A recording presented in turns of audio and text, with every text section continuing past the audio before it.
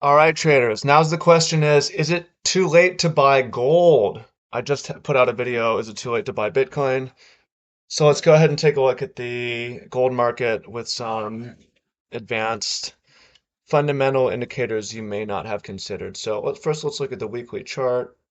Those of you guys who are holding gold, I'm very happy for you. It's up, it's at an all-time high this week.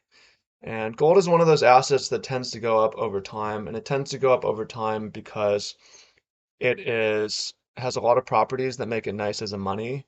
You have to dig it up out of the ground and there's not that much of it, and it's hard to inflate.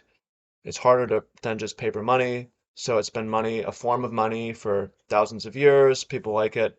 And there's a cultural norm of people take their paycheck and they take their money and they buy stocks and they buy Bitcoin and they buy gold. And uh, gold tends to go up over time based on that. So any time to buy gold if your time horizon is probably okay, but as it is right now, a good time to buy gold. Now, said this in the Bitcoin video again, but if you haven't bought gold and you're thinking about buying gold now, why did you not buy gold right here?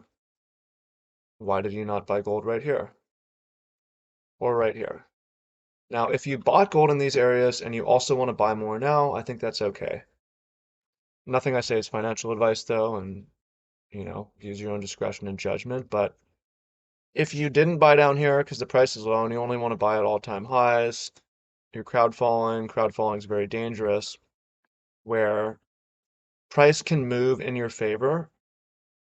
Price can move in your favor, and you still either lose money or you're underwater for a period of time because do you have a trading plan? What's your exit plan? What's your stop loss plan, right? So in general, when trading an asset, a close at all-time highs is usually an okay place to buy. So let's look at the weekly. Um, let's look at the weekly here. Uh, didn't actually work this time. When we broke this all-time high, we failed and came back, and it took years to get back. Um, this buying here worked okay, but took a while. I don't know, recently it hasn't worked that great with gold. 2011 from our all-time high. Well, I mean, I guess in the climb up, you buy the new all-time highs. Price went higher over a period of a year. How much did it go up? Like 50%, nothing too crazy. Recently, though, we made an all-time high and fell back. And then we tested that all-time high a couple times and fell back. And it looks like we're finally breaking out. So if you wanted to trade this, the way that you trade an all-time high breakout is it's already a little bit late. It's not really because we retested it. Right when we break the all-time high, you set your stop at the old all-time high, and then you probably, this is the problem of all-time highs is what's your target? You pick a round number like 3,000 or 2,500 is probably a good one. And then you just trail your stop. Say this is your stop, you advance it up. However, to me personally, all-time high breakouts are not nearly as good as buying monthly lows. When price comes and revisits an old monthly low, it starts to come back up. Let me give you a couple of recent examples. One is here, one was in here, or in here, or in here. Now there are some failed signals in here, but generally if price comes back to an old low, you can buy and then target higher prices. And that's what I would be interested in doing for gold, is not buying here, but waiting for price to carve out a new low, come back, revisit, and buy a dip, because that's kind of how these things work. Now, I'm going to share with you a fundamental indicator that also tells me to use caution. So see these lines? This is commitment of traders. Commitment of traders is a very, very powerful, awesome, amazing indicator for trading commodities and gold especially. So if you don't know what the Commitment of Traders report is, the Commitment of Traders report tells you there's reporting every week on what the it's amazing that they do this. The large firms, the large funds are doing, how people are positioned in the market. So this red line here, this red line is uh, large speculators, and the blue line is commercials. So this is how you use it. Now you can look at you can look at metals. The report like this, you go in, it gets released every Friday. Then you can look at gold. Let's look at gold. We can see that the producers um, went short. 10,000 of them went short, and 272 went long as a change from the previous month. So here's how to use commitment of traders. The blue line is important. We want to follow what they're doing. Why? So the largest traders in gold and commodities are actually, well, not the large trader, the largest short traders are actually not speculators, but are producers.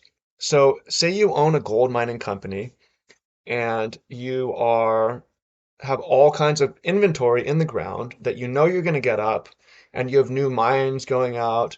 And if only you could get this gold to market, you have a lot of risk on the price of gold. So what happens is these commercials have trading desks, and the gold mine has a trading desk because if the price rockets to a really high price, it's at $2,200. We got all this gold in the ground. We want to sell at $2,200. We want to lock in this high price. We're going to sell on the futures market. We're going to go short.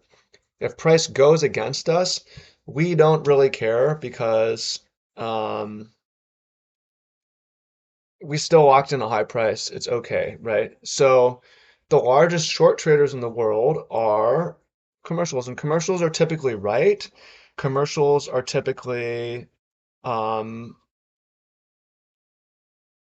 uh, very short at high prices and reduce their short at low prices. So, I mean, let's just even look back historically. Commercials went long actually in August 18th. And what happened in August 2018? We had an insane 70% rally. This is the blue line.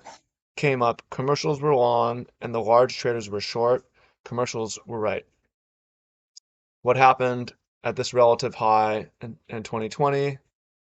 Well, we can see that commercials had uh, right in here from June to July had started to reduce their short positions, or sorry, increase their short positions. Price came down. What happened at this bottom? Before price rallied, the commercials had already begun to reduce their shorts. Okay, what happened at this high? Well, this one maybe didn't work the best, but as price came down, they're reducing their shorts, they're going long. Look how long they are at the bottom. They're almost took off all their shorts, price rallies. This short move in October, you see the commercials had taken their shorts off, price rallied. We made an all-time high. They started going short. They started going short. As price traded sideways, they started to lift their shorts week after week. Now we just had an awesome rally, and what happened on that rally is last week commercials put on a lot of shorts. We see that here in the Commitment of Traders report. They added 10,000 shorts, and the managed money added 40,000 longs and reduced 12,000 shorts. Managed money is usually wrong. Actually, they're usually long at the top and short at the bottom because they're following trends. So from a fundamental perspective, this is not the place to buy. This is the place to sell your profit that you bought down here. Personally, you could do the breakout trade. I don't like it. I like buying when the fundamentals are more in my favor. So again, I would be looking for either I would be looking to buy a dip. It's just as a general strategy on gold. Where's my line? I'm looking for maybe price to come back down here. or I'm looking for price to trade sideways and drift downwards and take a new monthly low that's created, and I'm looking for commercials to start to get long again. But it doesn't really seem very safe for me. And I did actually have a couple nice trades. I did actually buy on this day on the 14th, and then I also bought the breakout here on the 1st, and I sold in this area, and then I bought and I sold right under all-time high. And I'm happy to, personally, what I'm doing is focusing on the Forex market, which doesn't care if the market's up or down. There's 50 pairs that are or more that are often have a lot of uncorrelated. They tend to do a lot of ranging, offer a lot of trading opportunity, offer a lot of trades a month, give a lot of opportunities to compound. Don't trigger FOMO, don't trigger crowd following. Psychologically easy, set it and forget it. 2R, take a lot of trades, compound, and yeah, those of you who are interested in what I'm doing with that system, there's a link below in the bio down here. So go check it out and let me know what you think. And again, gold, Bitcoin, it's to me it's not the best time to buy. I expect them to go higher. I expect them to go higher, but it doesn't mean it's a good time to buy though. Because what's the best use of capital right now? What's the lowest risk? The lowest risk is to buy the dips when the commercials have lifted their shorts.